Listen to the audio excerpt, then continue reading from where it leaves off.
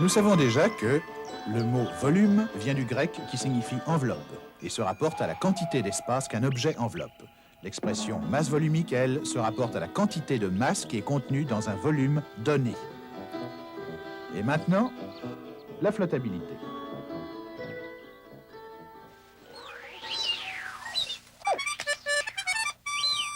Est-ce que tu es assez fort pour lever cette ancre? Alors vas-y. Tant qu'elle est dans l'eau, tu arrives tout juste à la soulever. Mais dès qu'elle est hors de l'eau, on dirait qu'elle pèse beaucoup plus lourd. Hein? On dirait que l'ancre a perdu du poids en étant dans l'eau. C'est comme si quelqu'un essayait de la pousser vers le haut. Oui, mais les sirènes n'existent que dans notre imagination.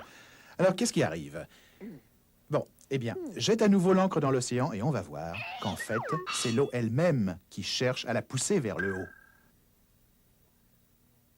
Mais puisque la masse volumique de l'encre est plus grande que celle de l'eau, la force de gravité qui la tire vers le bas est plus grande que la force de l'eau qui la pousse vers le haut.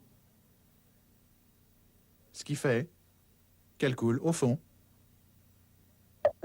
D'autre part, quand toi, tu sautes dans l'eau pour aller chercher ton encre, puisque la masse volumique de ton corps est moins grande que celle de l'eau, la force de gravité qui t'attire vers le bas est plus petite que la force de l'eau qui te pousse vers le haut. Ce qui fait que tu remontes à la surface. Mais si on prend quelque chose qui a la même masse volumique que celle de l'eau, ce poisson par exemple, on voit qu'il peut flotter sur place, sans couler vers le fond, ni remonter à la surface, parce que la force de gravité qui l'attire vers le bas et la force de l'eau qui le pousse vers le haut s'équilibrent parfaitement. Cela nous paraît évident, on voit ça tous les jours. En fait, c'est une loi de la nature. Expliquons ce qui se passe. Voici 3 cubes. L'un est en métal, l'autre en liège et le troisième en plastique. Les 3 ont exactement le même volume. Mais le cube de métal pèse 10 newtons et sa masse volumique est plus grande que celle de l'eau, alors que le cube de liège pèse 1 newton et sa masse volumique est moins grande que celle de l'eau. Quant au cube de plastique, il pèse 2 newtons et sa masse volumique est exactement la même que celle de l'eau. Maintenant, voici 3 cruches, pleines à ras-bord. Et chacune ayant près d'elle une balance graduée en newtons.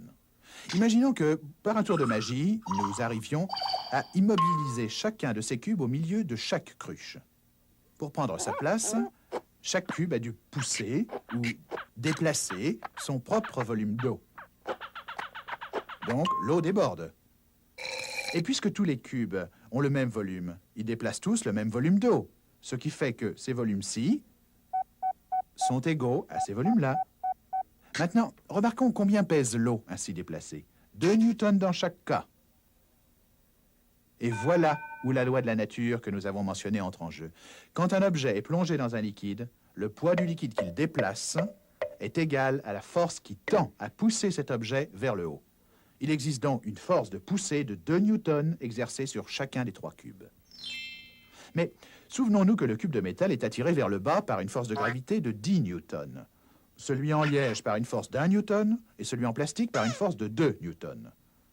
C'est pourquoi, si nous supprimons ce tour de magie qui mobilisait les cubes au milieu de l'eau, celui en métal va couler, celui en liège va remonter à la surface et celui en plastique va continuer à flotter sur place.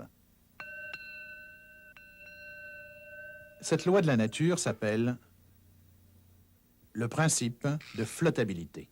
Tout objet plongé dans un liquide subit une poussée verticale dirigée de bas en haut égale au poids du liquide déplacé.